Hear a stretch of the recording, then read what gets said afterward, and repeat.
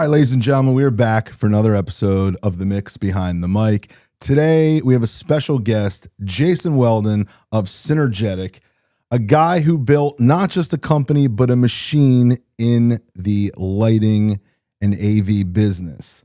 From luxury weddings to massive tent events to some of the biggest events happening in Philly.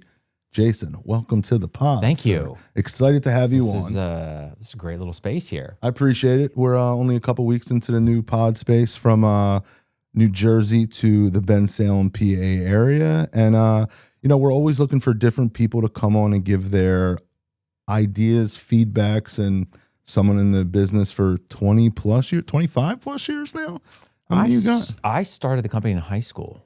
It's amazing. I went to Central High School and started in the name came around 1996. Okay. And then incorporated in 2002. So I love always the backstories. Anyone that's listening, give your credentials. How do we get into this? How do we get here from 1996 and, start from the beginning, but originally started as a DJ company? Yeah. Yeah? So walk us through it all.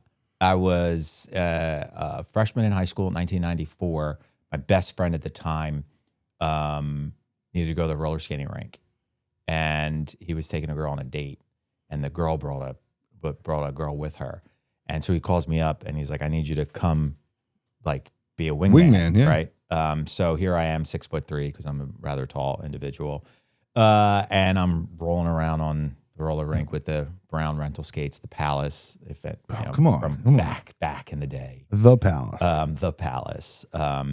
And I wasn't really into music, but I heard the DJ go from one song to another song without stopping. And I was like, that's pretty cool. And then he did it again, and then he did it again. So I roller skated over to the DJ booth. And I was just taking these records up, putting records down, moving some buttons, putting another record down, and he just kept doing it. And I was fascinated with it. Stayed in the DJ booth the entire time. My friend, Jeremy, got real pissed off. Terrible wingman. That's what I was thinking this whole time, right? And he's with these, he has to go skate around with these two girls now. I end up coming home and telling my mom, at the time up until then I wanted to be an engineer. Okay. You don't go to Central High School to become a DJ. Touche. It's like you want to be a doctor or an engineer or an attorney. And I came home and I was like, Mom, I'm going to be a DJ. This is what I'm going to do for the rest of my life. And I ended up going to the roller skating rink every weekend, watching the DJ. He ended up teaching me, taking me over to Pat's Music, introducing me basically everything to DJing. Set the foundation. And that's how I started DJing. Ended up kind of helping him DJ there. And then I was hooked on it. For the record, I just got to pause you and say that, just so you know, I was there every single weekend during the same exact time period you're talking about. It was a blast. I lived there for probably 5 years. Yeah. I grew up 5 minutes away from the Palace. It was a blast. Lots of DJs have roller skating rink stories. It's right.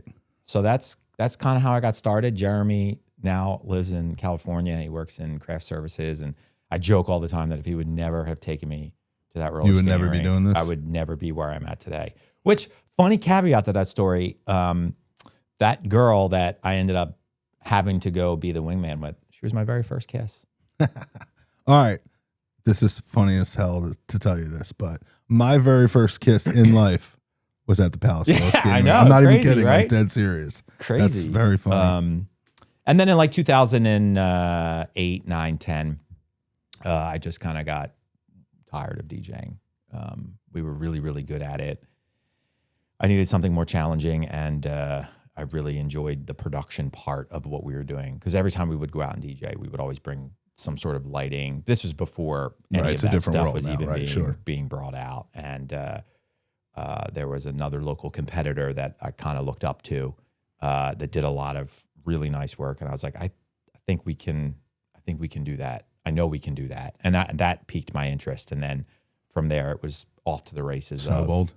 Let's not be doing DJing anymore, and let's be going into the production audiovisual business. So we've been doing that now for, I'm at least 18 years. 20 years in my mind. But now we do a lot of very, very large production that needs audio, video, lighting.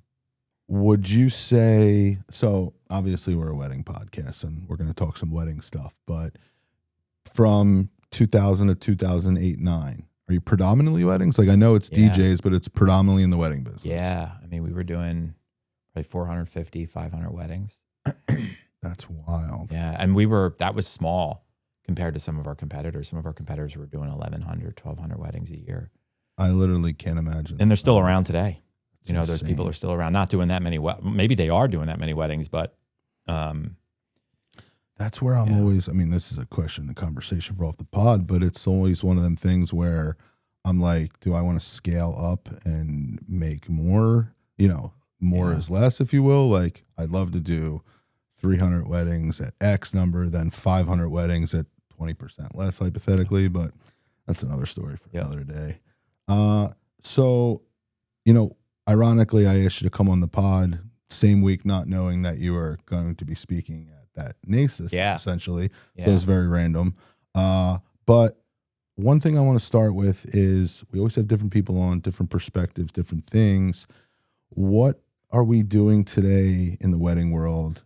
Tents and events is what the topic essentially was when you came on the NACE, but are you seeing things with weddings and lighting different today than, I don't want to say from 10 years ago, because obviously it's a completely different game from 10 years ago, but what are you loving, I should say, with what you're doing with weddings today, as opposed to maybe 10 years ago when you said 20 years ago, I keep forgetting. I'm also you said 2008, and that's what stuck out to me, and that's 10 years ago to me, not it's like almost 20. Yeah, so I was like, I'm completely like fumbling here. But walk me through it. When you are doing weddings today, like what's your production? What are you dealing with the most with brides? I mean, we're fortunate enough to deal mostly with the luxury wedding market. So clients that have a significant budget, right? Because they want to really impress, wow, do something different, and they've seen pictures or videos of other work that they want to do. So they have the budget to be able to get the venue beforehand, a day before, a day after, to do some really interesting lighting design, do some draping, do some custom staging, you know, anything that just is different than the last wedding that they've been to. So when I started out in the business, we didn't work with any of those clients. We just worked with people who just wanted to have fun at their wedding, right? I joke that one of the best weddings that I have ever been to was somebody who flat out came up and told me the most amount of money they spent was on Synergetic, and it was in this fire hall, and like they were serving like meatballs in a buffet line. But they spent the most amount of money on us to come in and decorate that fire hall up. And those are the things that you really remember. Stand out.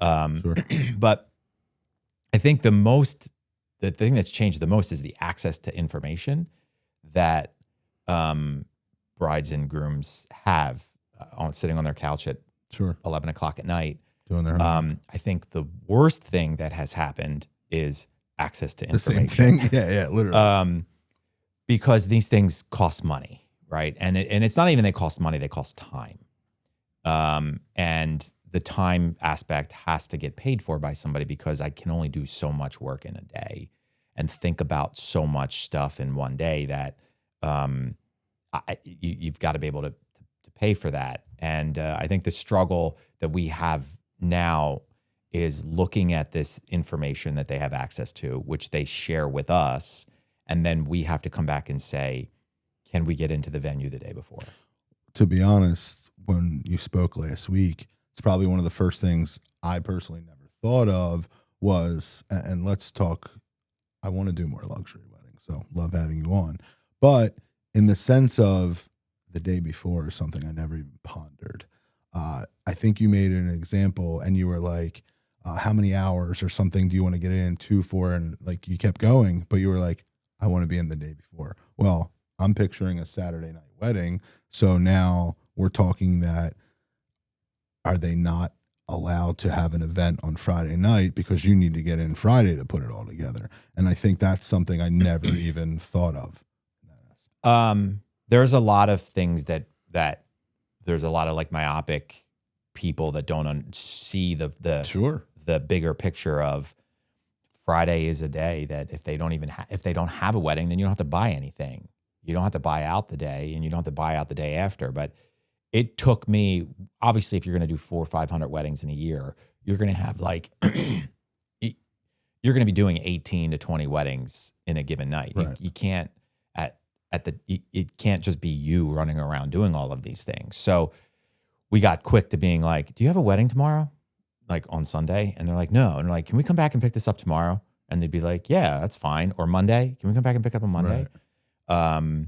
So we still do that now. Like on almost all of our luxury weddings. I mean, we have a job on all of our jobs. We really do like to get in the day before, but I was just going to say, yeah, we have a job coming up at the Four Seasons that we're going to get in the day before. And it's like, no, we think we can get in the day before, but they might sell the space the day before.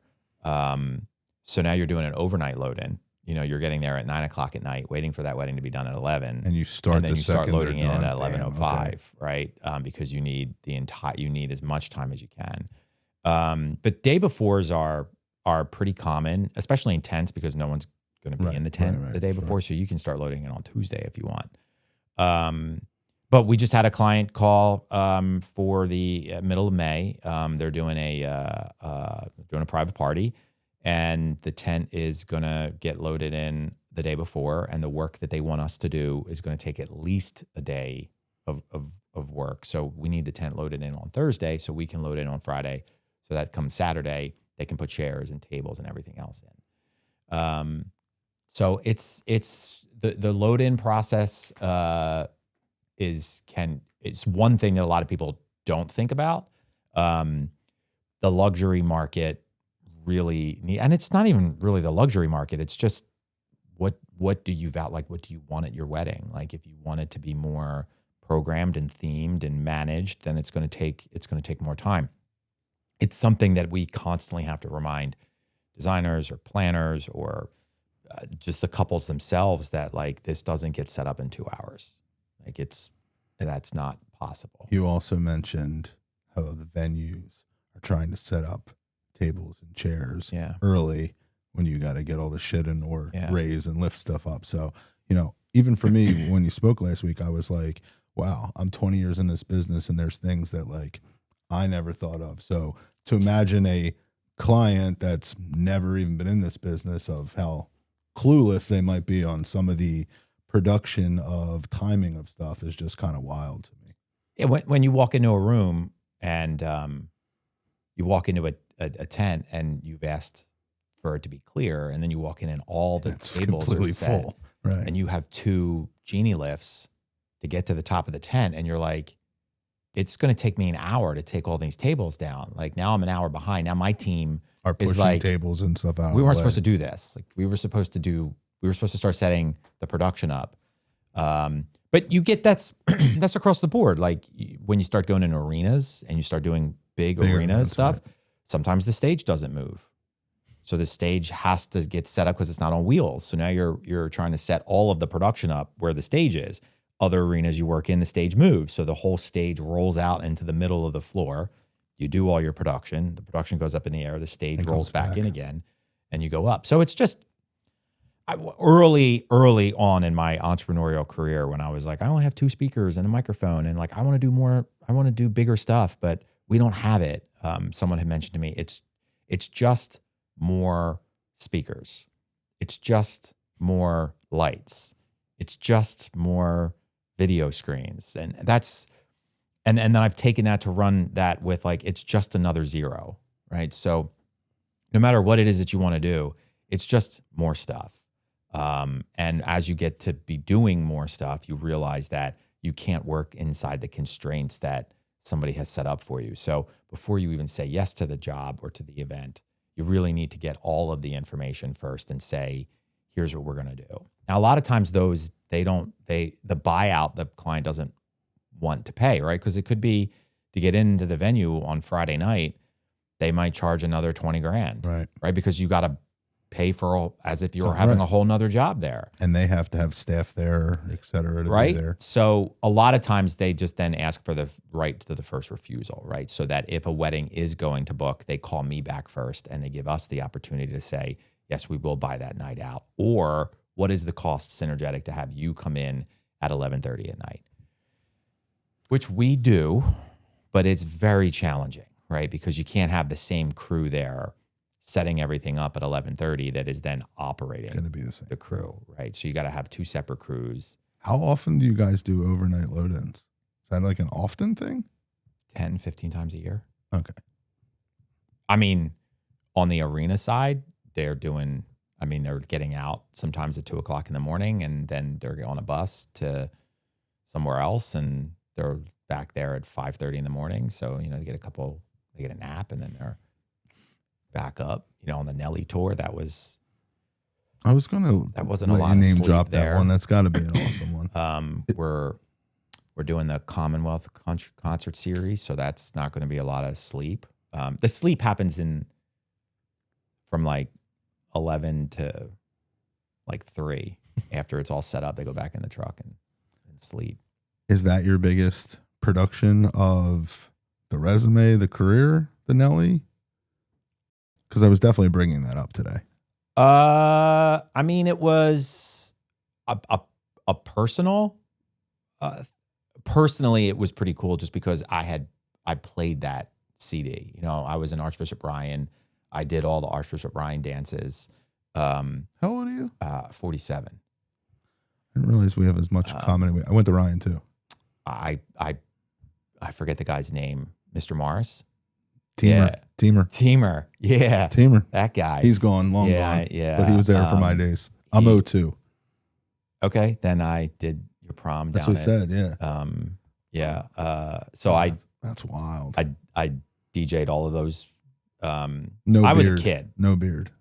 I was a kid. I was 20. Yeah. That's 20 years old DJing those things. I had no right being there. When my sister was running our lights, I had a junior at Ryan who was helping me. Like those were the early days of Synergetic. I love them stories.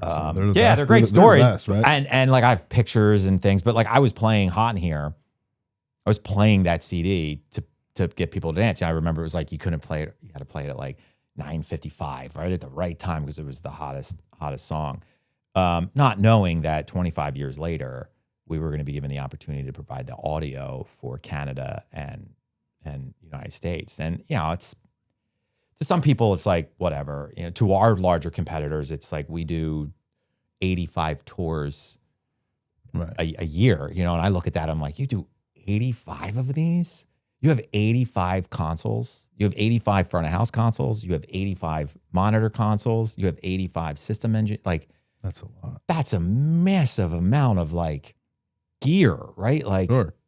I'm over here and I can do like, on a given day, I can do like maybe 2 at a time, maybe 3, depending on the size. And these guys are doing 85 at a time. Yes. Like, mind-boggling, right? Like, and you're just thinking lots of like zeros that we're talking about, right? Lots of zeros, right? And you're just like, holy moly! Like, I'm just one. So, I think for me, that was the coolest thing, was to be able to play the CD, and then 25 years later, I'm on tour. Like, I'm not on tour, but we're on tour with them.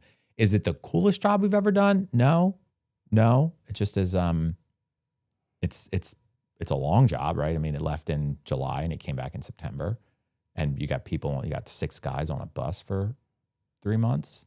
Still a cool story. It's still cool. It's a great story, right? It's certainly top 5 that I'm hanging my hat on, but absolutely. Like, there are way more intricate, interesting, cool jobs that we have to set up lights at the zoo for a month. We get to work with almost any president we'll actually end up working with. We get to work. Yesterday, we got to work with the ambassador to China. Random as hell. So it's just like really interesting jobs. That one is just cool because that's something that you say you want to do. I want to get into the touring business, and trying to get into the touring business is practically impossible. You got to know people. You have to be persistent. You have to have fortitude. You have to really be like, I'm not going to stop here, and I got to keep waiting and waiting. And then it happens and you're like, okay, let's get another one. And then, the next one doesn't come real quickly. Right. And you're like, all right, Yeah. keep trying and Keep keep trucking trying along. and keep trying. But I have faith that, you know, it's something that we decided to do later in the business career. So it's going to take some time, but we're really good at what we do. And there'll be enough people that eventually will see that they don't want to go with the larger companies because you roll through, you know, if you're number 83 on an 86 tour, 86 companies doing 86 of them. Right, right. When you're doing one or two, you are exactly. their We priority. really care about you. Right, sure, you know? makes sense. Taylor Swift is your number one tour out right now, and you're number 43. It's like, where are you at on the priority scale? Yeah, why don't you come be? We'll treat you like Taylor Swift. It's actually the best way to put it. Yeah, makes sense. Yeah. This just popped in my head a couple minutes ago. So when I think of luxury weddings, one of the first things that come to my mind is flowers. And I've heard different people say that they spend $20,000, $30,000, $100,000 on flowers. And I want you to be the devil's advocate, because when I think of luxury weddings, I think more lighting and different kinds of setup and ensembles. For you, is it go hand in hand? When you're doing these big, again, strictly on the wedding aspects, are we seeing, if they're bringing you out, that they're also doing $20,000 to $100,000 worth of flowers? Like, is that just an absolute one goes hand in hand? A lot of times you have to, not a lot of times, every single time you have to understand that this has nothing to do with the groom. This has everything to do with the bride. Sure. And you have to understand why flowers are important to women, right? So you have to ask those questions. You have to kind of understand, well, why do women care about flowers and men don't, right? Like if you brought me flowers, I wouldn't bother me. But every time you guys throw them flowers out that we were going to give him as he left. Every time you bring, women flowers, there's something that they associate that with. Sure. Now we'll never understand. You can tell us what that thing is. Which I've asked different people that question, and women in for some reason they just from early on, right, since they were a child, flowers something, it means something to them, whether it means outdoors, whether it means fresh, whether it means caring, whether it means whatever it means, that thing is important to them, which is why you see flowers as an important part of a wedding reception, and rightly so, right? Like this is something that when you come in and you see a really, really nice centerpiece or a really nice decorated stage, it just means something to them. I don't have that same not even appreciation, because I certainly appreciate it. I just don't have that same, the neurons don't fire that way. Sure. For us, for men usually, right? Like we don't do that. So I try to, when I see those things happening, I try and find out why are they happening, right? I try and figure out, let me get inside that person's head and really understand, like, what is the reasoning for this? And then I'm going to go with it. Doesn't matter what my opinion is. Doesn't matter what I care about. I care about wine, right? So someone's gonna be like, well, if it were me, we would be, and it was funny. We did this. We'll get back to that. Go ahead. So I like flowers because they give me something to design around. Right? They give me something to work with. Not they a give blank me something canvas. to light. I'm not like just with the room with a bunch of lights in it. We're not in a nightclub here. Sure.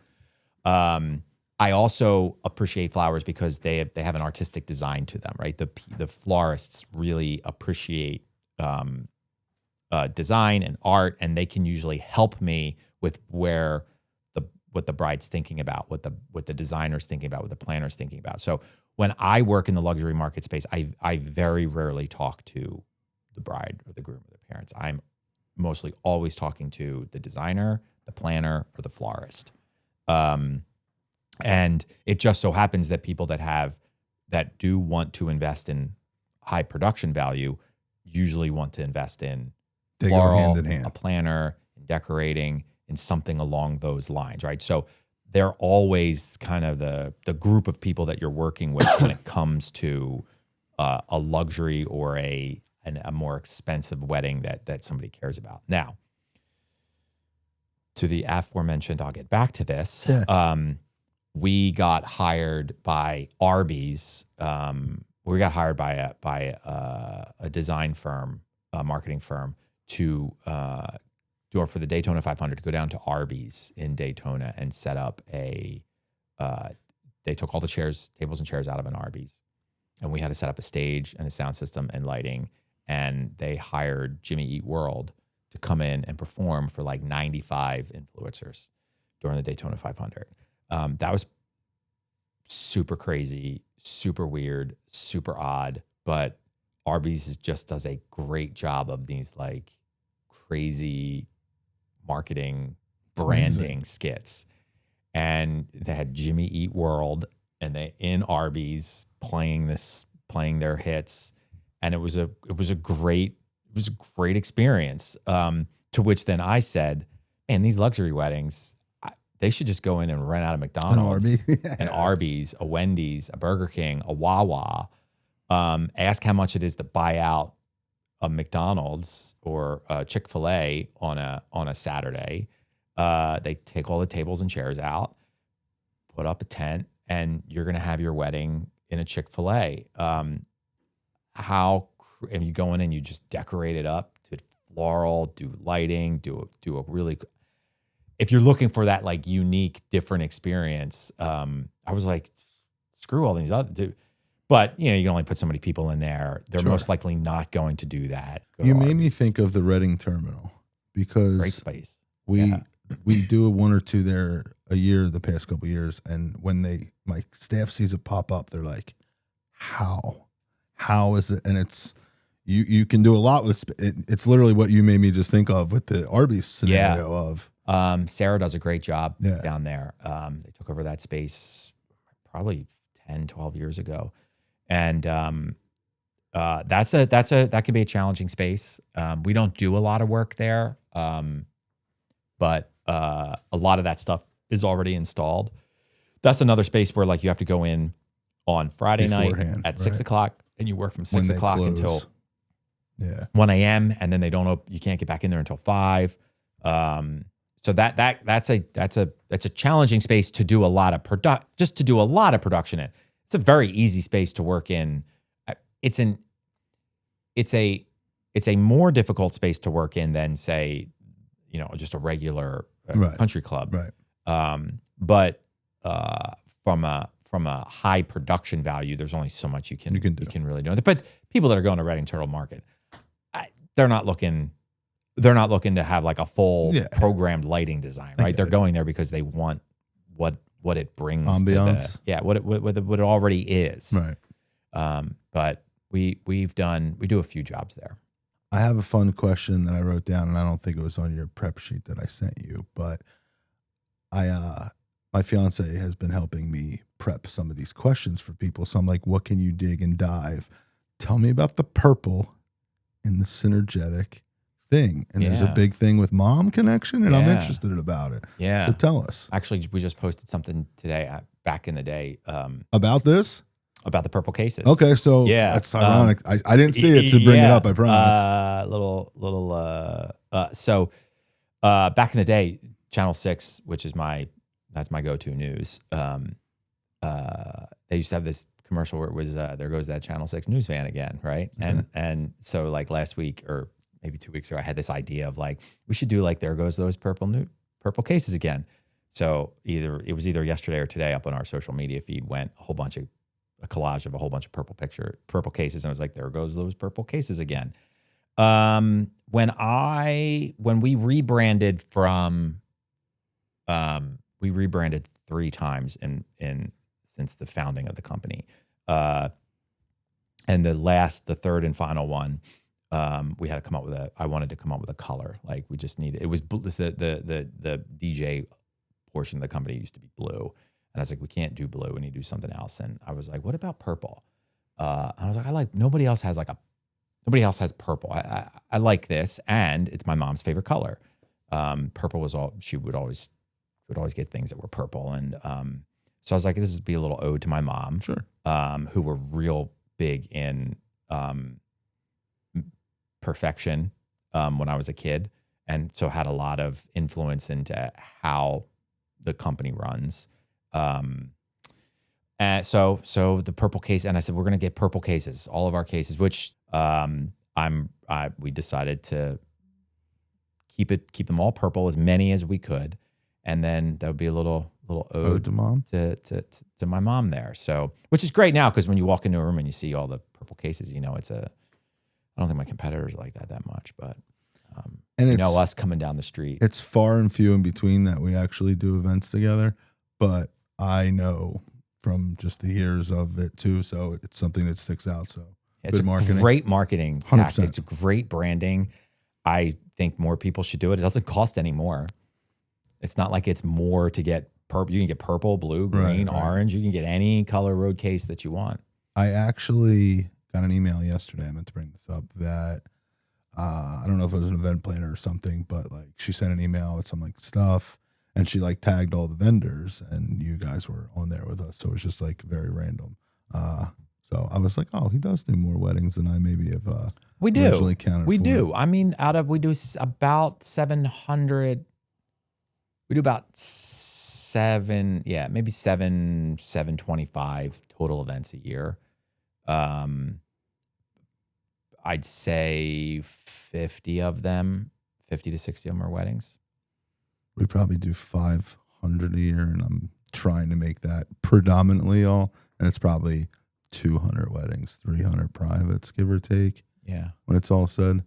But again, scaling it is the goal. It's just, where are we going? I'm doing a lot more photo and video now too. So that became a big thing. Yeah, I didn't do that. That wasn't something that I didn't have a passion for it.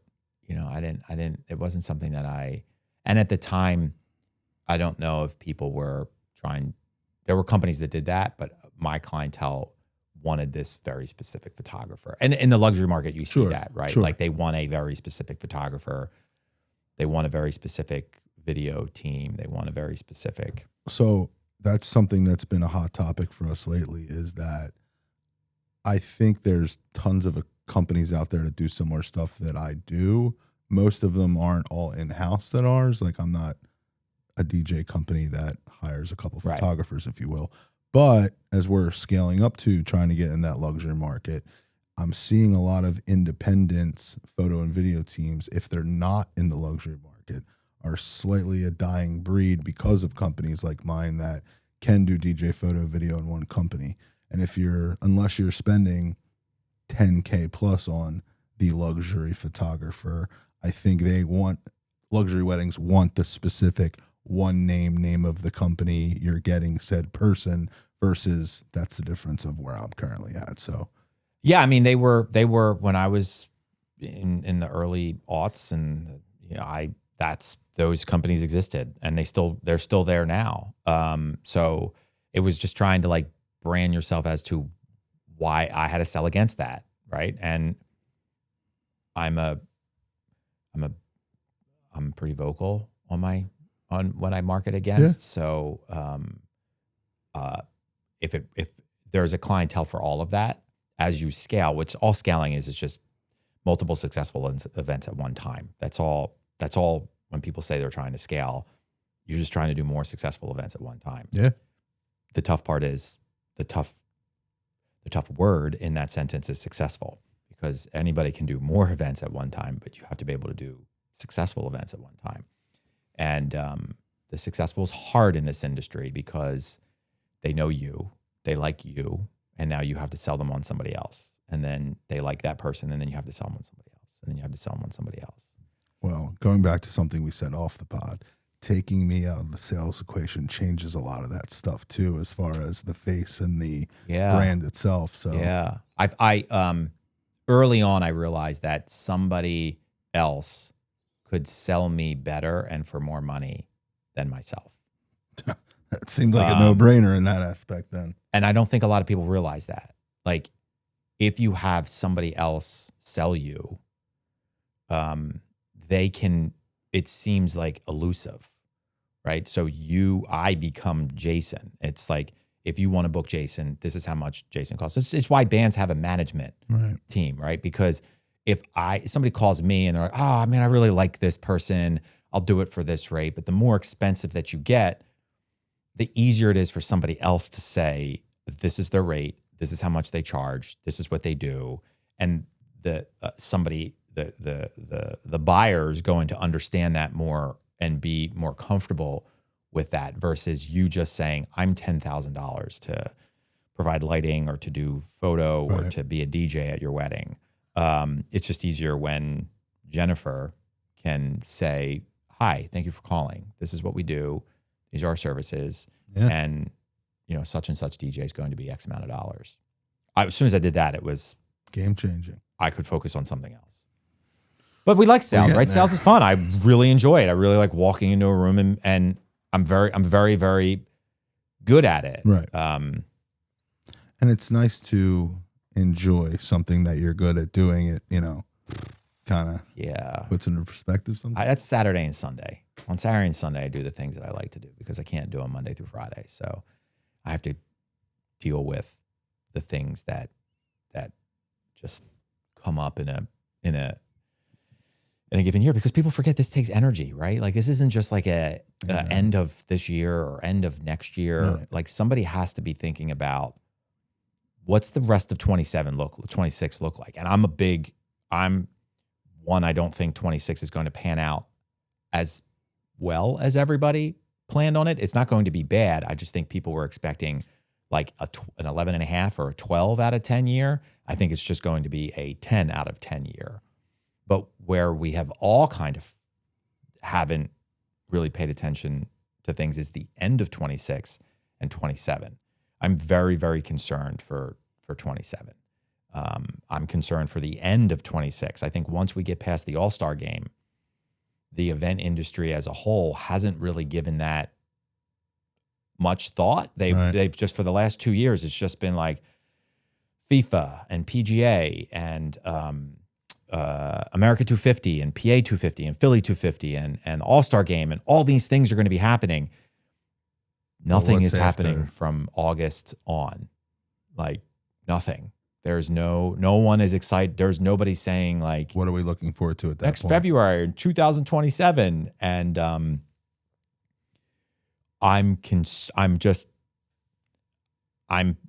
paying attention to that. And I'm because you gotta be able to know like, well, what's it going to look? How many jobs did you do this year just because of what's going on and the tertiary and the shoulder work and the, it's just, you have to be able to see those things. You have to be able to as a leader, you have to be able to be like, what are we going to do about that? I could be completely wrong. 27 could just be another normal, well, it'll be a normal year of just all the stuff that's normally happening. But there's so much going right now. Right. So you got to kind of have time to look at those things and pay attention to those things because you're trying to be here. And I really enjoy wine. I'm not married. I don't have any kids. I respect your wine and dinner. Right. And your record. Dinner and a record. Yeah. And I really, I have a very fastidious appreciation and I really like wine. And one of my really a winery that I went to in Napa, we were lucky enough to get a tasting and a tour for, and the winemaker who actually gave the tour had the vision. The owner of the winery had this 200-year vision, and I had never really thought of it that way. And he before we even did the tour, he gave us this like 10-minute story about the owner and his 200-year vision and how he expects this winery to be here in 200 years. And these are the decisions that he's making, and this is why it's doing it. And I was just really taken like, wow, we're all taught to have like a 1 year and a 5 year and maybe a 10-year vision. But this guy's got a 200-year vision. Like, could you imagine like in the mix, like where's it going to be 200 years from now? Right? I'm reading that traction and I'm working on that 10-year stuff. And I'm like, this is so hard. 200? 200 years of like, and it's really hard to look at a year ahead. Right. So like, that's what we have to do as business owners, right? And where's the industry going? Where's the trend going? Like, if you would have told me 2 years ago that draping was going to be the most requested thing for wedding receptions in 2026, I would have laughed at you. Like, And it's only getting green bigger drape, now. brown drape, red drape, yellow drape, in the messiest possible configuration that you can put it in. Now that's the rage, right? Everybody wants to do this Baroque style, like pinned up, messy looking drape. And you're just like, wait, where did this come from?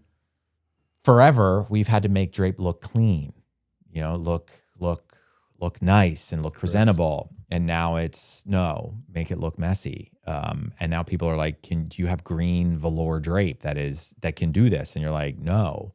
And not many people do, right? So you're like, all the drape companies are trying to run around trying to figure out how we're going to manage this.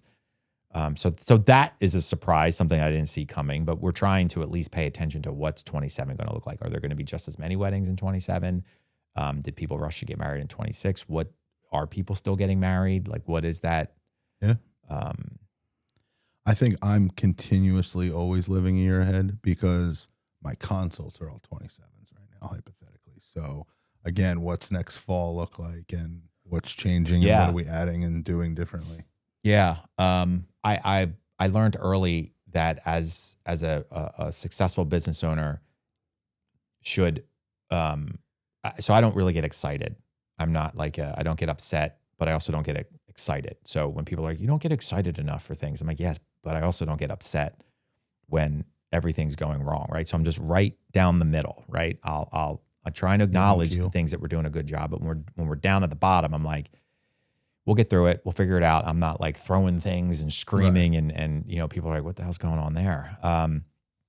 But a lot of times that's because I'm constantly living. I found 6 months is about the most realistic that you can make changes today that will affect that.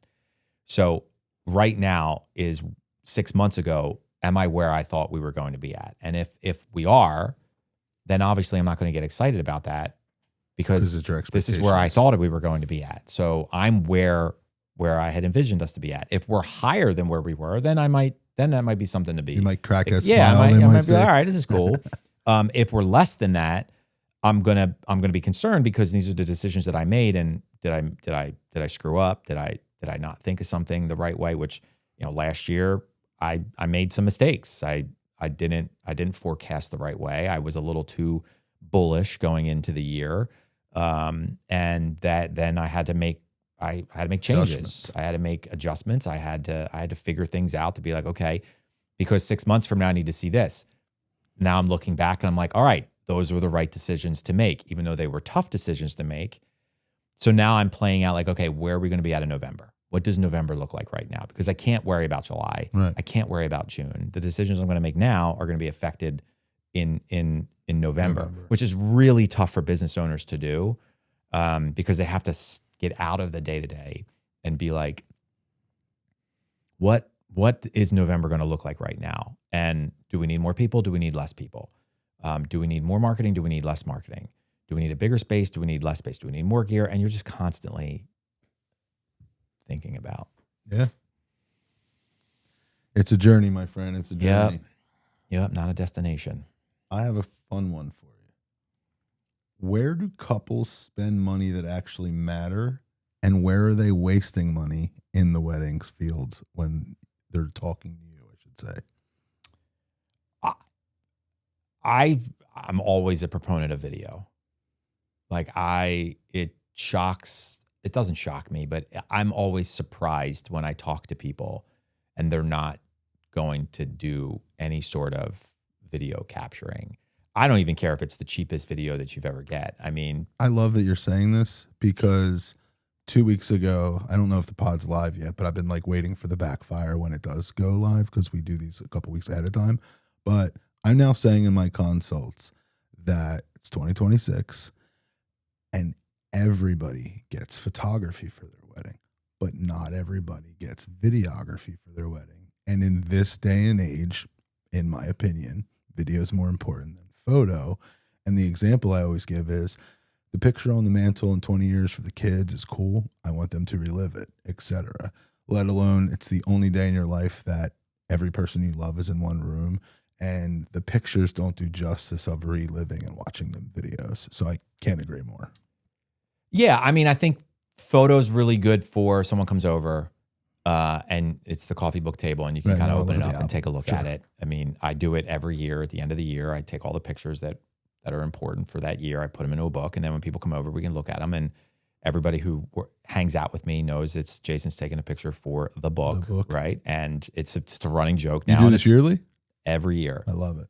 Which is great because people come over in January and they're like, did I make the book? And they want to see the book. That's cool. I like that. And everybody that comes over and looks at it says, I really need to do this. I'm like, you've been saying this now for like 4 years now. Come on. Like, and these are my photographer friends that'll come over and be like, I should really be doing a book. Mario, do a book. I've been thinking of incorporating. But, and it's funny because you see like sometimes they're only in there for like 1 or 2 times. Sometimes they're in there like 15 times. But I think the pictures are for everybody else to be able to see.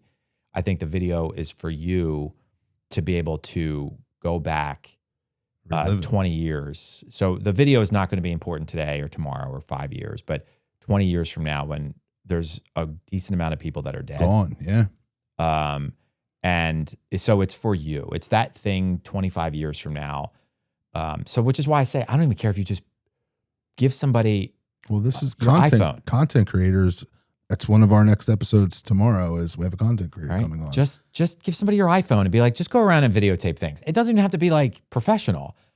I just can't imagine that you wouldn't have anything at all. I mean, there's plenty of video companies out there that'll do it for like $1,500, $2,000. I mean, it's not going to look pretty. It's not going to be edited right, but somebody with a camera and, there's no microphones on anybody. You can't, it's cool if you don't want to hear your vowels or any of that stuff. I don't need to hear any of that. I just want to see me walking down the aisle. Sure. I want to see some people doing some things at church or synagogue or wherever you are. You said something that relates to, and I also say this in a lot of my consults, easily once a year, someone calls me emotional 6 weeks after their wedding because we just sent them their wedding video back, and their unexpected friend who's 32 years old got in a car accident 2 weeks after their wedding. And then they get that video back and that person's fist pumping on the dance floor all night. Yep. I literally have chills telling you this story right now because it sadly happens more than I'd like it to, but it's just one of them things where it's, in my opinion, it's non-negotiable in 2026.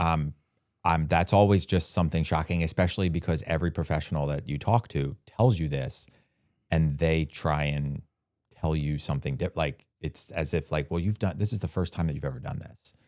Why wouldn't you take our advice and just say, go? That's something you don't have to spend. If you want to get it to look like a movie, great. You can go spend a ton of money and it's going to look beautiful. Right? But you could just run the gamut on whatever option you want to spend. Just get something so that people can see it. Number 2 would probably be, I would say control is probably the thing that you've never done this before, right? So don't plan a wedding. We would have people that would come in and would give us these playlists of like, well, I don't like this song and I don't like this song and I don't like this song. And I was just like, well, one, I got to the point where it's like, you can't do that anymore. You can't do that with me anymore. Which is funny because they book you early to DJ and then all of a sudden they give you all of their things like a month before the wedding. Right. And you're like, I know that you do this because I did it almost every other weekend. Why did you book me? Like, I don't want to do this wedding. This isn't fun.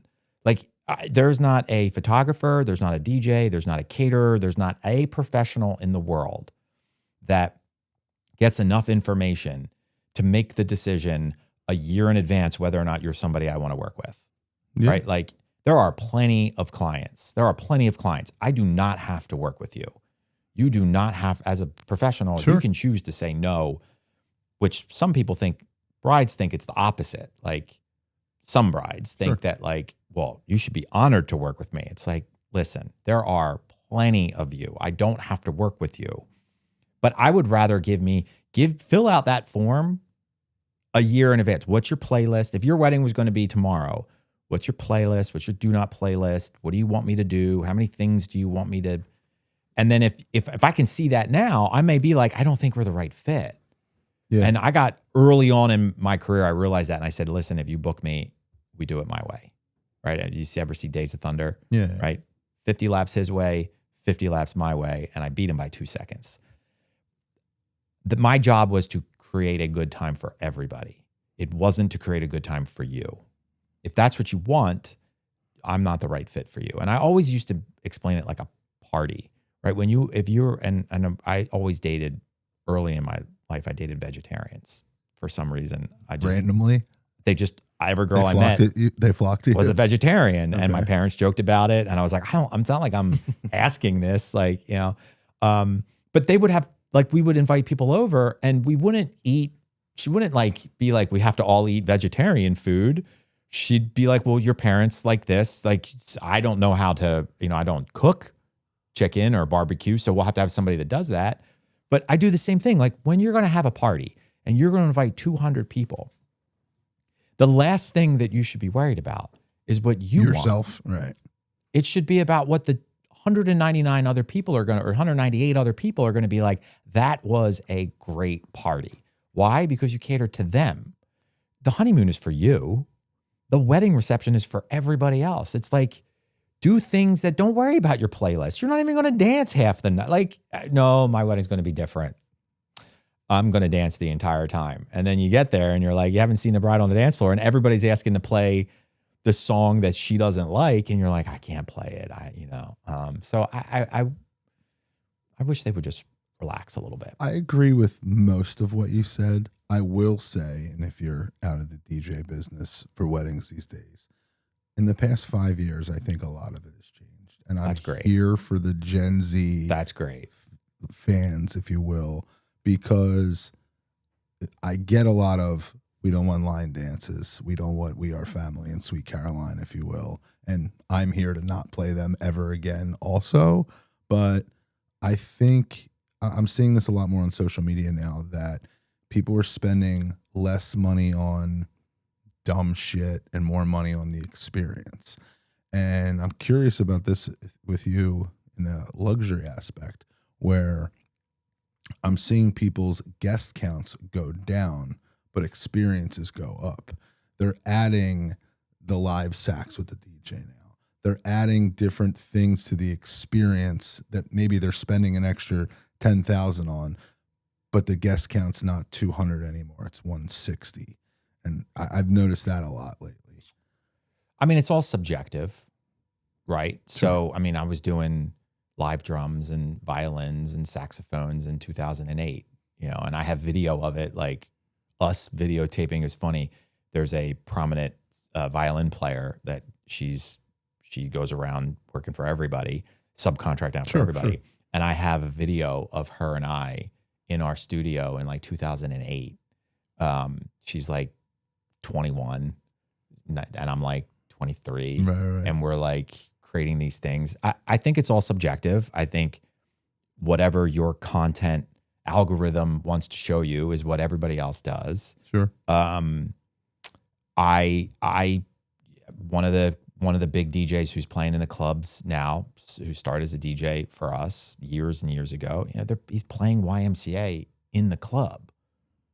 And I'm like, this is crazy. And they're loving it. And I'm like, that's what kills me the worst. I love it. I think We Are Family, and I think Celebration, and I think all those songs have been so far removed that now it's long enough. A 24-year-old, 25-year-old's like, that's actually not bad. It's kind of fun. It's got a certain whimsical flavor to it that is so much better than what do you plan? What's the music out today, right? I mean, you're not wrong. So those were the things that I would always be like, I want to be able to dictate that because that's what I do. But if I had to step back into that world again, it would be the luxury market. It would, there's a saying that says, if you want to go fast, go by yourself. If you want to go far, go with a team. Right. So, and those things are, that statement's, you can pretty much take it to the bank, right? If you're trying to get somewhere fast, go by yourself. You'll get there much faster. But if you need to go somewhere far, like 10, 15 years from now, you got to go with the team because they're going to help you get there. If I were to go back and do it again, it would just be me, and I would have so many rules that the rules would actually attract the right person. Who you want to right? work It would with. attract people because you will find the more that you put rules in place, the more that you set your boundaries, the more that you tell people, in order to work with me, this is what we do.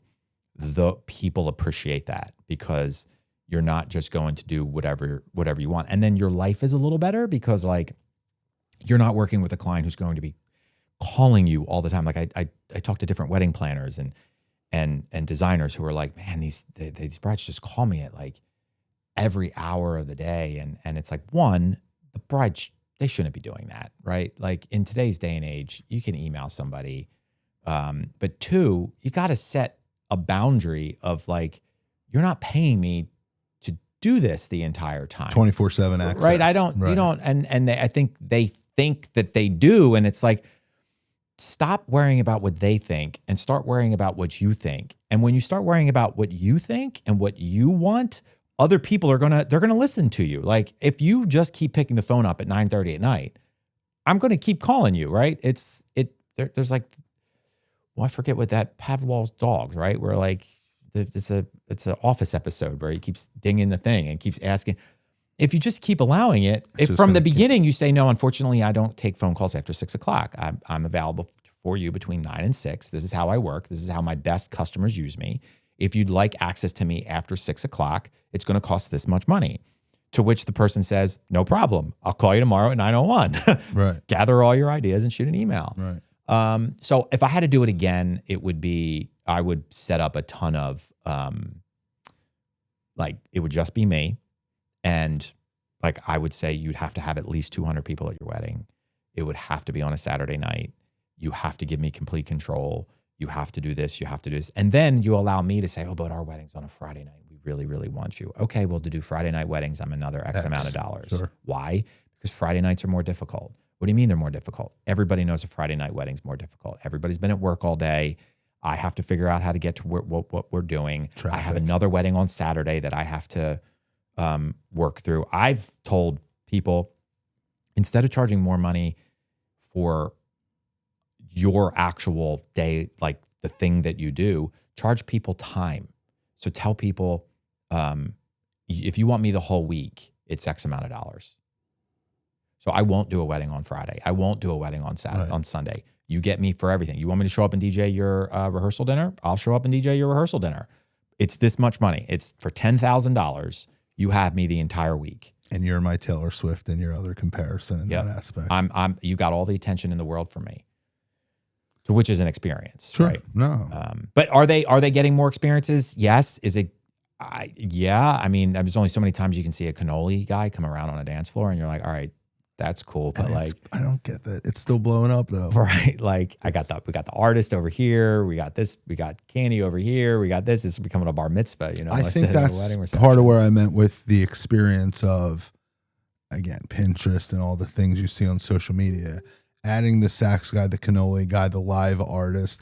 We're gonna get the photo booth, and we're gonna get the what's the character. Thank you. Yeah. I couldn't say the word. Yes. Like I hated all that stuff, right? Because I wanted everybody on my dance floor. Facts. I wanted everybody right here. Let's have a good time. Let's do that. But you know, I mean, I don't. There's so many times you go to those weddings too, because a lot of times now I'm a guest at more weddings than I am. So I always, one of the things I did as a DJ, I'm giving away all my secrets now. We're here for it. I would always go look at my guys. So I would always go out and at least once a month pop in at different weddings. One, I could see how I could see how we were doing in our brand and what was happening. Two, then I realized like that's really easy to you could hit a 5, 6, and a 7. You do cocktail hour somewhere at 5, cocktail hour somewhere at 6, and cocktail hour somewhere at 7. Then go back to, because it was always dinner, right? So you're not going to eat dinner, but then go back to the 5 o'clock wedding. But that's a whole nother. You're giving me lots of good ideas, right? But I would always go check on the guys to see how their intros were, to see how their dance sets were, to see how their dinner was, to see how they were dressed, to see were they, was everything happening the way that I needed to happen. But what I also was able to see was other parts of the wedding reception. Like, how did guests flow? What was the how did they experience the different things? What were their expectations on different things? So I would kind of pay attention to all of these other things that were happening. So it kind of allowed me to like almost be a guest. So one of the best things you can do is go be a guest at a wedding and take it in for yourself to say like, is this too much stuff? Like I also haven't seen my cousin for 3 years and I'm going to have a conversation with them. It's almost like have a quiet room somewhere that people can like haven't seen each other that can go over here and talk, because you end up having a lot of people outside. You have a lot of people in the foyer. You have a lot of people sitting at their tables. 2 things I have from what you said. One, this goes back to why I hate cigar bars. I just want them on the dance floor. Why do I want them all outside? And 2, I definitely think we're coming to a place more in the DJ world now where we should be telling them listen, it's the bride's day, whatever. And I want it to be about them. But I also want them to book us because they like our brand. They like our style. They like, they're not just booking us and they want to change everything we normally do, if that makes sense. Right. I definitely think that's more popular. I also think something important here is that I don't want this to come off the wrong way, but I don't want to be a yes man. Like, yes, yes, yes. Like, no. Like we had someone come on here recently. We had a parent. We're doing 3 weddings for 3 kids for one set of parents. We had the parents come on and talk to him. And he was like, one thing I loved about you was that you gave me the suggestion to do something. And I was like real adamant about it. And you looked me right in the eyes and said, Dad, no, this is going to blow. Like, don't ruin the whole vibe. And he was like, looking back at it the next day, he was like, I thought about that. He thought about the fact where you're like, you're going to ruin this whole vibe. And it would have been because of me. And you didn't just yes man me to do it. And I was like, we're going to bring that up a little bit more because it's an important factor of, knowing things and booking. I also, it goes back to like different ethnicities. Like, yes, it's 2026. We can sprinkle some things if your family's from X, but I'm not going to lie to you and say I'm a Russian specialist at weddings and we're going to incorporate this. Like, we're going to tell you to, talk to other people or some stuff like that. But I think being a yes man in 2026 in this business is like not ideal, and stick your grounds of what your brand and business is. I a lot of times, anytime that came up, I would say, what do you do for a living? I like to ask questions. So I would always go back and they'd be like, oh, I'm an attorney. And I'd be like, oh. And you put it in their field. So, they'd say like a doctor. I'm like, so imagine me going to WebMD and then saying, yeah, but it says it's this. Right. And how many times does that happen to you? And like, that happens all the time, right? And you're the doctor, right? You're the attorney. You're the professional. How many weddings have you DJ'd? How many weddings have you done floral for? How many weddings have you photographed? And they'll say none. I'm like, so what are we going to do here? If we're going to do it your way, I don't think I'm the best fit for you. Yeah. Which is the best sentence any professional can ever say. Yeah. If you say that sentence, the only answer for the person on the other side is to say either, okay, I'm going to find somebody else, or wait. Okay, hold on. What's wrong? It's like, I can't continue to do this, right? I don't think I'm the best fit for you. Yeah. This is what I do for a living. I do this all the time. Do you want to continue, or do you want to, you take the reins of anything? Because if I knew that beginning, I'll charge for that. I'm going to charge more money for all of the BS that I have to put up with. But being a yes man it's not it. No.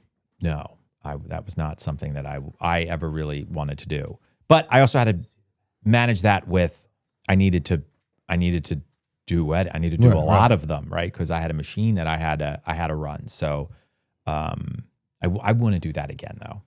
I wouldn't. It would just be like me and maybe 1 or 2 other people, and we would just go crush it and just charge as much money as we could, right? Because we're worth it. Sure. Why? Because I'm going to get everybody on the dance floor. How long has it been since you've done a wedding yourself as a DJ? Just curious. I remember the last one I did. It was for a bartender who used to work at a place called Live Bait a very, very, very, very, very, very long time ago. It turned into Glam, and now it's a French restaurant right across the street from Plow and the Stars. Okay. I forget the name of it.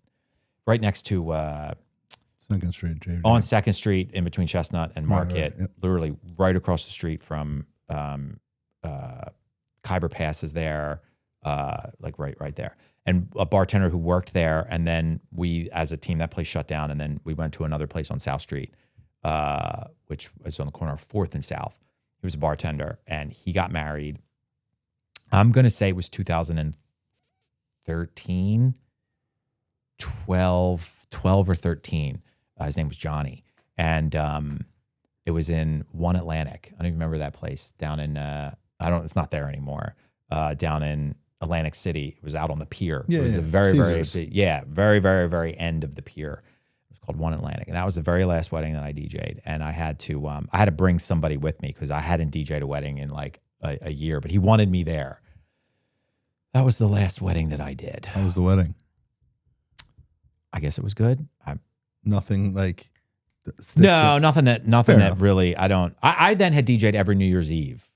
That's the only time that I would DJ, but I was doing band breaks. So band breaks are like, anybody can do band breaks. But it's funny, if you open my laptop up, my MacBook up from the last time I DJ'd, which was like 2019, I think was the last New Year's Eve I did.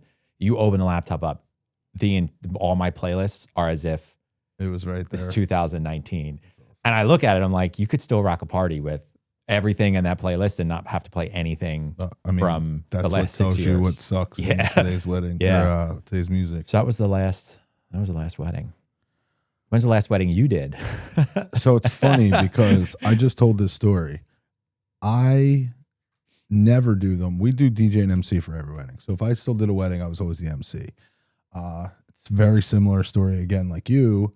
I met a girl 10 years ago at Xfinity Live. She was 21, came in every single weekend. We're friends on Facebook and Instagram. Fast forward to this past year, she's getting married in Mexico and wants me to DJ the wedding. And I was like, all right, bringing a controller and a speaker in the basement. We're going to touch up on this because it was been 7 years at the time. I haven't done a wedding since pre-COVID by myself. And then I just went to Mexico in January and did one. It was awesome.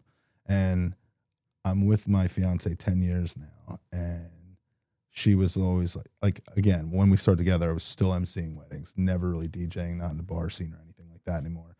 And like, I just got this like oomph in me, and I was just like, I'm like, you're not going to like this if I want to like start getting back into this vibe. But I'm like, now I just tell people, if you want me to DJ your wedding, I need a passport for it. And that's my new rule. And I only want to do them. I'm going back to Punta Cana in June for another one. So that's traveling is fun. Yeah, that's my traveling is fun.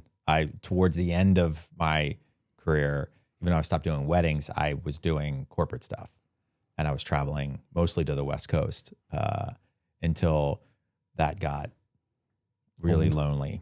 Yeah, sure. Really, really lonely. You know, flying in on a Friday, staying in a hotel room, DJing this 3-hour corporate party on Saturday night, and then flying out Sunday, and you're like, there's no amount of money in the world that this is so boring. Sure. You know, like, this is so boring. You can only do it for so long. Yeah, and you're like, after 2 years, it was awesome in the beginning. You're like, the first time was like the first couple months. You were like, this is great. Like you're going into these but then you're realizing like, wait, I got to work tomorrow. Like I can't go anywhere. And then you go out Saturday night, and you forget that you need to bill for all these things, right? You have to bill for the airport, and then there's delays, and then you want to fly first class so you can get work done, but they don't want to pay for it. And then you're just like, I'd rather just not do this. Okay. And then you turn 47 and you're home every Saturday night. And you're like, I probably could be, because the interesting thing about the production world is most of our stuff happens during the week. It's not necessarily on a Saturday night. Right. So our work is usually Monday through Friday. But I got a fun one for you. What's something in your field that couples should invest more in weddings that they're not? Is there anything that just like jumps off the table to you? Sound system. I don't understand why you spend amount of money on some of these people, on some of these entertainment choices. Sure. And the bands, the DJs, the cocktail artist, they have not invested the amount of money that they need to invest in the sound system. Preaching to the choir here on some stuff, but yeah. A good sound system is going to last you forever. Like it's like a good pair of shoes. Men buy, women buy, people I mean, I know I do. I will buy a good pair of dress shoes, and those things will last 10, 15 years. They just last, right? I don't understand why bands and DJs show up with a crappy set of speakers or a mediocre set of speakers. 212s for a 250 person wedding. And I don't even care. Like the idea behind the size of the speaker means nothing. It's the brand of the speaker, right? So there's a reason why artists want to go out with only certain speakers, right? These are the only speakers we go out with. If that's, if you're a really good band or you're a really good DJ, invest in the right equipment to produce the sound the way it should be heard, because 1, you don't need as many speakers. 2, the people aren't going to have a hard time. They're not going to go deaf on the floor by the 5th song. You're going to be able to turn it louder and it's not going to sound worse. Shitty, distorted. Yeah. I just don't understand that. It's one thing if I were a couple and I would be looking at something, I would tell them, you photographers are always going to use good cameras. You don't necessarily get to see where the food comes from the caterers, right? But you do have some selection you can ask some questions for the entertainment to say, what kind of sound system are you using? Because I don't want it to be just loud.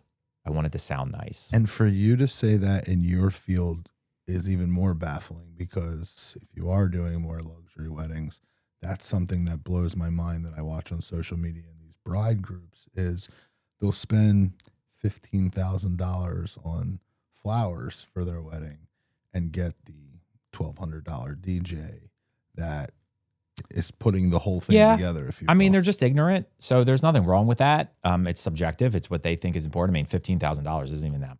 I mean, we have clients that spend $200,000 sure. flowers. I mean, that's like, and when those bands then show up and are playing and you're looking at the sound and you're like, what? Okay, this isn't, so then we ask, can we just provide the sound? Can we be the or at least just the stacks and racks to be able to say, okay, you guys can provide everything else, but let us put, the right, a decent system in here. When I'm at places, I think maybe just the need to have to see everybody and thank everybody and go have fun.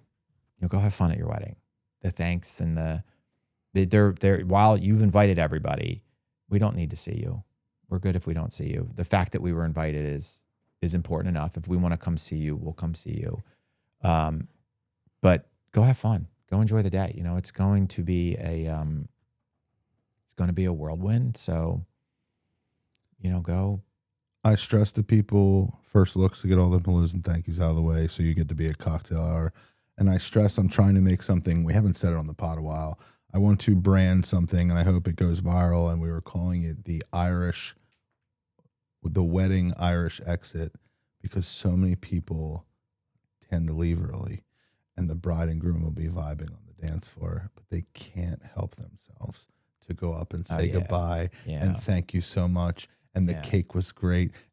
They don't give a shit. That's always going to be a problem. Just leave. It's every time. It's like, I want to start take the selfie, say thank you in the selfie and post it on social. Just leave. That's your goodbye. But and nobody can help themselves. They can't help themselves. It's not, most people don't go to weddings, so they don't know any better. So it's nice, they're just doing the formality of saying, I was invited. I'm going to go say bye to you. Sometimes I hope these clips really do go viral, not for my own sake, but to get the knowledge out there. I would imagine that 95% of weddings, maybe even 98% of weddings only have, are only spending 20 to 30 grand on the whole wedding. And that might even be high.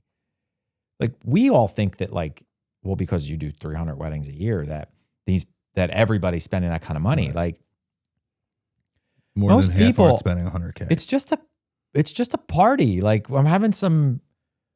I'm just down to the fire hall and I'm getting some, which is sometimes the best friggin' weddings, right? You go into these weddings that are stuffy and everybody's in a suit and it's that's not who I am. I don't want any of those people to show. I don't want a black tie I'm party. telling you, Like the Gen Z is changing the game, and I'm here for them all. I keep putting it out there, and I keep hoping it becomes more and more of a trend. In 2 weddings, we recently just booked this. No more sit-down dinners, high tops, cocktail vibes. Immediately come in, it's intros, formalities, and a party, and it's just finger foods and apps, and it's not a sit-down black tie that would event. be. I mean, I think that's a lot for 5 hours. Sure. I wouldn't know what to.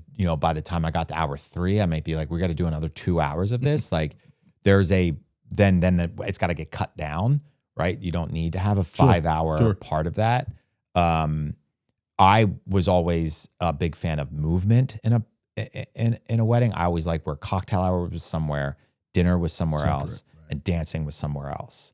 So that there was you did something during the first, everybody get there, and then there was something at dinner, and dinner had its own entertainment, right? And then you went into a dancing area where dancing happened. I don't think dinner entertainment is looked at, and I think there's an opportunity that you can really have some exciting dinner entertainment. Sure. A magician is a wonderful thing to do during dinner. Always get 2, put one on one side of the room, one on the other side of the room. A magician is, and he's in a suit. You don't even know he's a magician. You think he's Uncle Joe. And this guy comes over and he sits at the table and people are like, holy shit, that was, did you see what he just did there? I literally just watched a TikTok about this. It's, that's an experience that doesn't interrupt people, and then after dinner, they leave, they're done. They don't have to be there. I had my own party where I had a mime. I had a mime come. Don't do a mime. Don't do a mime. Mimes, that wasn't it? Mimes are not it. Okay. You will not see mimes at a party, which is funny because there's this mime guy down at SeaWorld or something that does a whole thing and people love him. I don't like all of that stuffiness when it comes to those things. But they're subjective. So it's whatever you think. I really like vinyl records, right? So I would love it if cocktail or dinner was played on vinyl records where somebody could come up and pull up a record and still it on the side and put it down. I had a DJ friend 20 years ago who was doing this at corporate events where he'd bring his record collection and the way that you requested a song was going into his crates and pulling the records out and playing the record and not playing it, but like you tilt it up and that's your request. That's how you requested a song. If it wasn't there, he didn't have it. You didn't play it. And so it was a really great experience of like interacting with the crowd. I just think you have to think a little bit more and not just do everything that you see, like having a cannoli guy run around on a dance floor. I mean, I guess that people would like that, but I would be more like, I wouldn't want to do a wine tasting at my wedding. That would be weird, right? Like, oh, hey, it's like a cigar thing. No, I'm just going to pour the best wine that I think everybody's going to like. But I know people don't even like wine. So wine wouldn't even be like something that it would be for me. I'd give everybody else just this. I know you don't care about it. Or I'd have tables. This is my wine table. So this table gets good wine. Right. We all look at weddings as if they're this, we put them on this pedestal over here when really there are plenty of just simple weddings out there that people are just getting together and they haven't been together in a while. Right. And this is, they've got 110 people and it's on a Saturday afternoon and they're just going to get together and celebrate 2 people falling in love and doing their thing. And some of them are the craziest, wildest ones too, that aren't, I mean, look, elaborate. When we do lighting design or sound design, or we try and do things that are like competitive in that sense, I want to see what you can do with 8 par cans. I want to see what you can do with 2 speakers and one. Like, I want to see how you can make this kind of sound good or look good. It's the same thing with like DJing. Like, if you're going to DJ, I want to see what you can do on a Sunday afternoon at a 50-person wedding with no alcohol.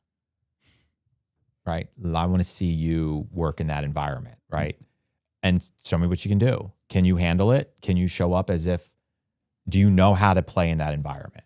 And most people be like, I didn't ask you if you wanted to. You were that's the job that you were given. Can you do that? Do you know how to handle that situation?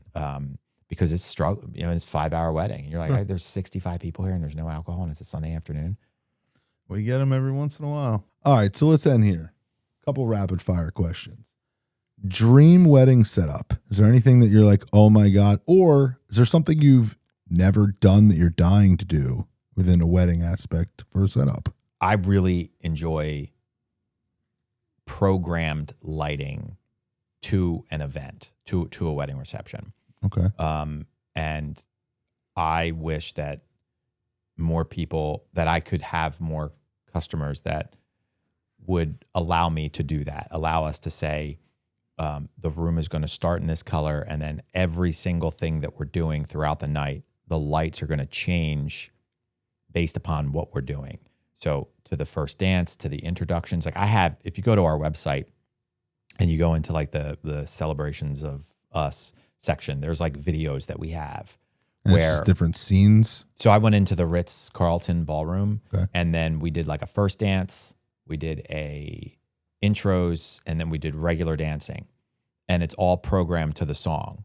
And that's how it would be like you getting introduced. And there's like, the lights are all kind of changed. They're like pulsating to the song. And then once it hits, the doors open and all the lights are going like strobing and white, and you walk onto the floor and there's this like crazy lighting programmed. Like that's an introduction, wow, right? Not just like making an announcement and people walking sure, into a bright room. It's a wow factor.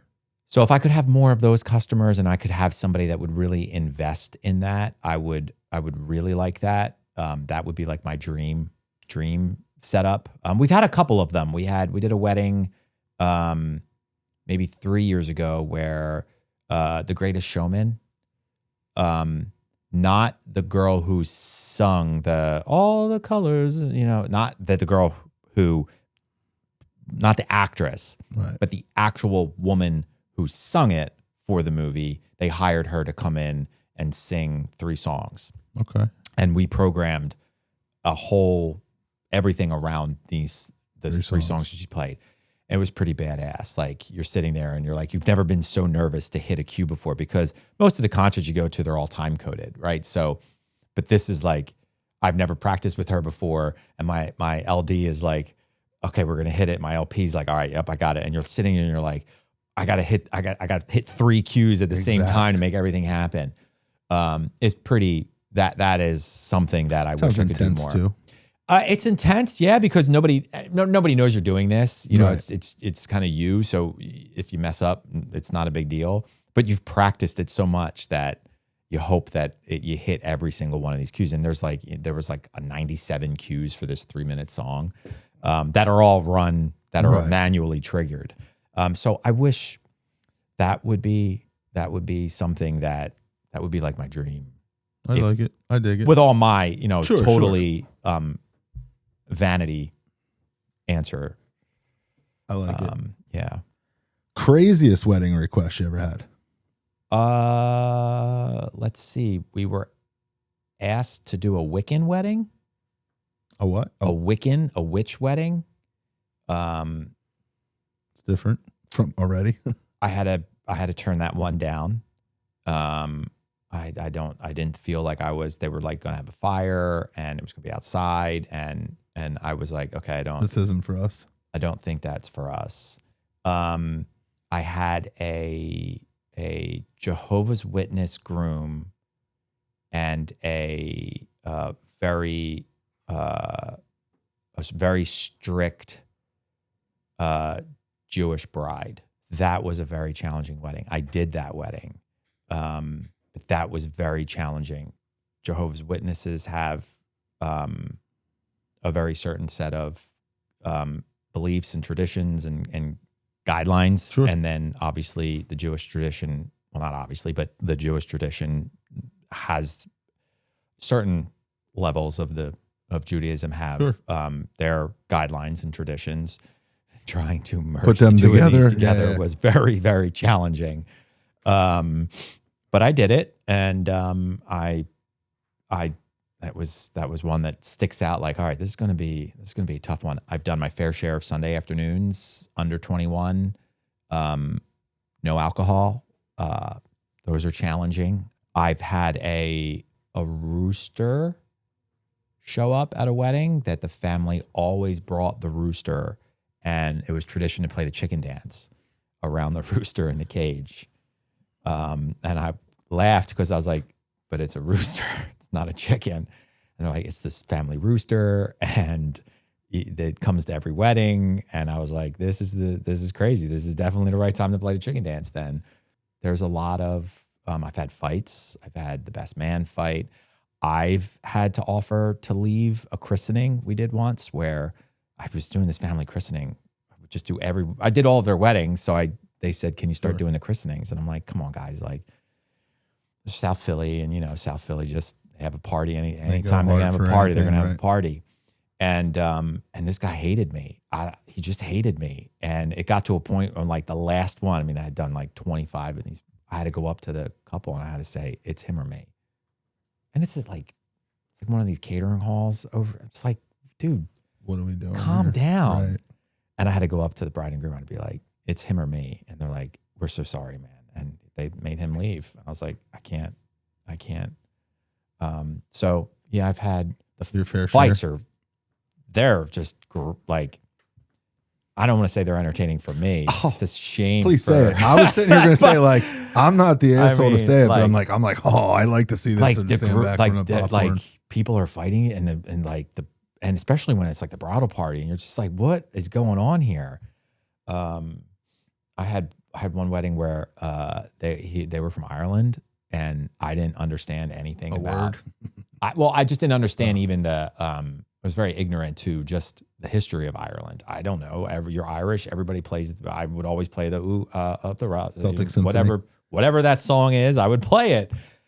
And these guys were in kilts, and they came up to me. Like two dudes came up to me at the table as I'm playing it. And they're like, "Turn this song off right now."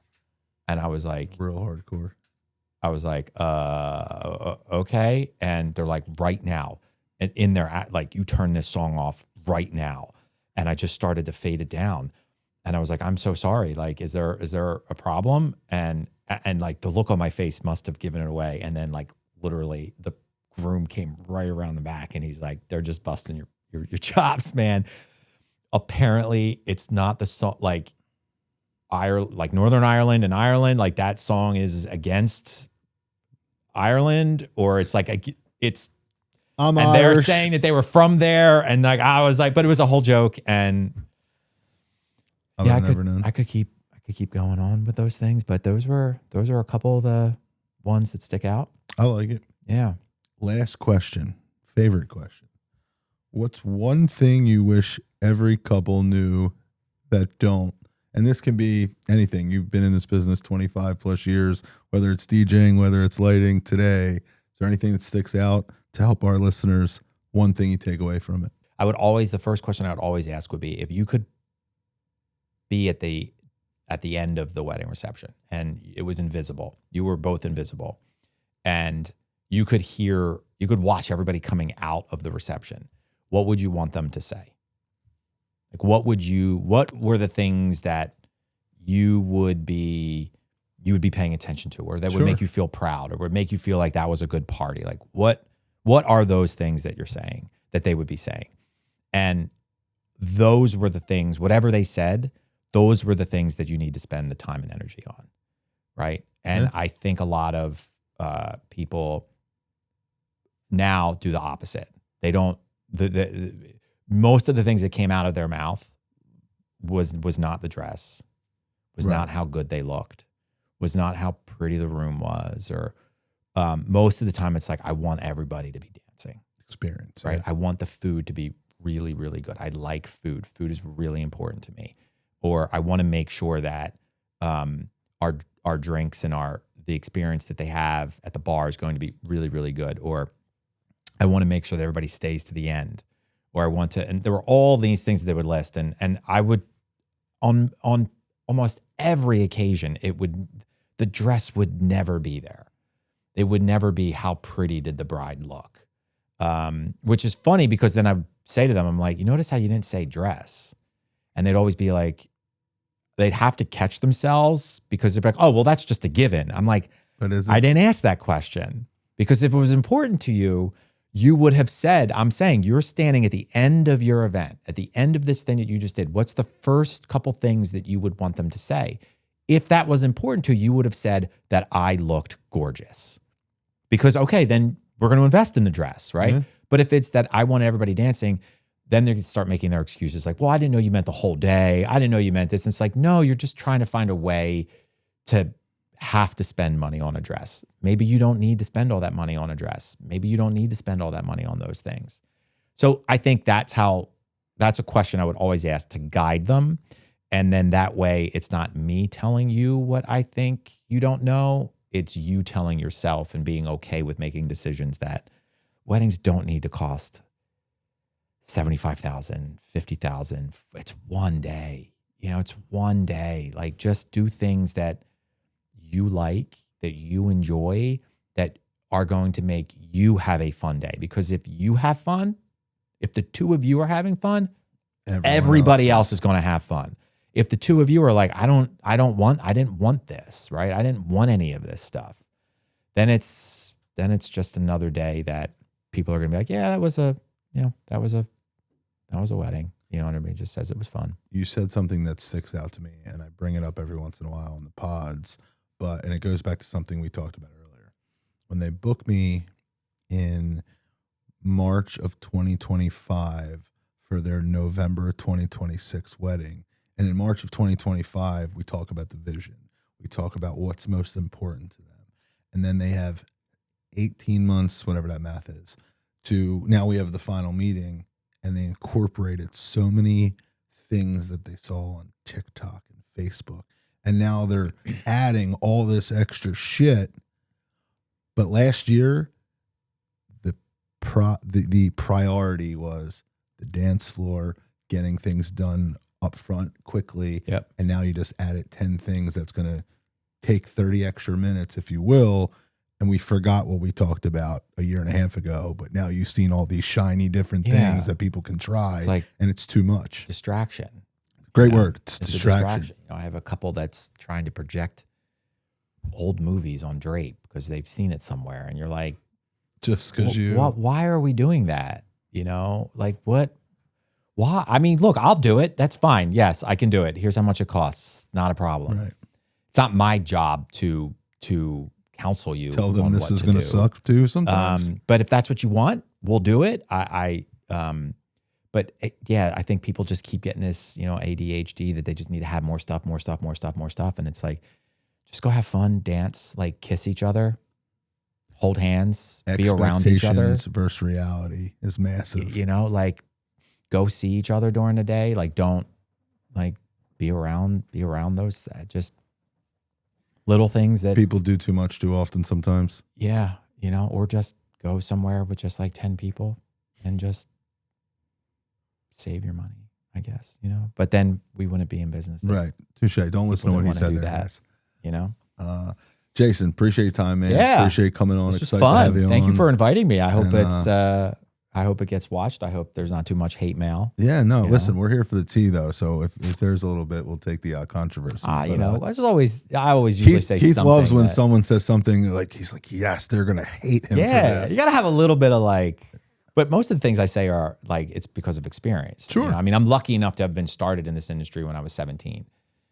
So I have a lot of just been there, done it, seen it, been around it. And I don't sugarcoat things. Like it's but at the same time, I'm trying to run a business. Yeah. Right. So I'm constantly, like we were talking earlier, there's 3 different things. You got to find the work, you have to manage the work, and then you have to do the work. And I don't think a lot of couples understand that as a business owner, we don't have a endless amount of money to invest into the company. There's only so many things we can do. Yeah. And the reason why is because couples don't want to pay that much to do all of those things. So we have to find a way to be able to say, well, of course I know that's what you want, but you're not paying that right. Like the industry as a whole doesn't pay all of that money. So you're looking at things that are way up here that those people are paying for. And that's why they get that. We don't have that luxury. So you're constantly trying to do all of these things. And I think if we explain that more to the couples and our clients and our customers, there's a nice way to say that. There's a professional way to say, here's what I can't do. Here's what I can. Here's what your expectations are, and this is what you should expect. Here's what you should not expect. Like, you're not going to get this. If you do, these things either cost more, or we have to have a different conversation about how we're going to deliver them for you. But there's a business side to this, that we have lives, and there's only so much that we can do. And I don't think that's talked about enough sometimes. Yeah, to the actual client, to the customer, right? Like, sit down and talk about where those boundaries are and what your business is like and what you do. Don't keep saying we if it's just I. It's just me. Right. If it's just me, I can only do these things, and I do this and I do that. All these people want to use we, and it's just you. And it's like, well, we do this and we do that. It's like, but there's no we, there's just you. Use that to your advantage, right? If there is a we, then be a we. But like, it's like, I hate when people come in and like, you're going to sit down at a table and we got to let you go. And we say, we got to let you go. It's like, we don't have to let you go. I'm letting you go, right? Like, I am saying that I don't think you're a good fit here anymore. I don't think you're good for our organization, or I don't think you're a good customer for us. So I appreciate your time, sir. Yeah. Maybe I keep saying we're gonna just keep trying to blow this up and keep this steam rolling next year, and maybe we talk about Pitbull Part 2, or what the next crazy thing is in the wedding business that you're doing. Yeah, we did that in January. Pitbull was a great concert. That was a ton of fun. We actually did Pitbull twice. We did them last August and again in January. It's amazing. That was a fun show. Pitbull and then Jimmy Eat World. Yeah. And currently Nelly? Nelly's actually on this. So we're doing there's a concert across the Commonwealth for America 250, starting in the weekend before Memorial Day. Memorial Day weekend it starts. And then for 5 weekends in a row, it's Cole Swindell and somebody else. It's Lady Antebellum and En Vogue. Cole Swindell's in State College. En Vogue is in Wilkes-Barre. It's the Avett Brothers in Hershey. It's the Fray in Erie. And it's Nelly and Third Eye Blind in Pittsburgh. It's wild. And so we're doing every weekend, just the PA, just the audio portion of it.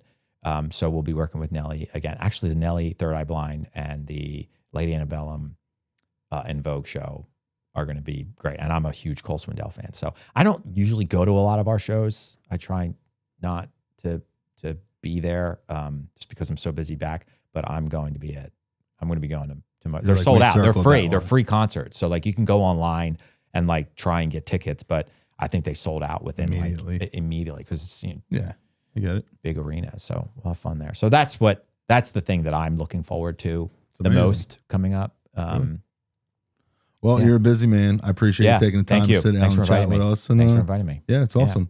Thanks for coming on. Great. We'll see you next time, guys. We're out of here. My guy.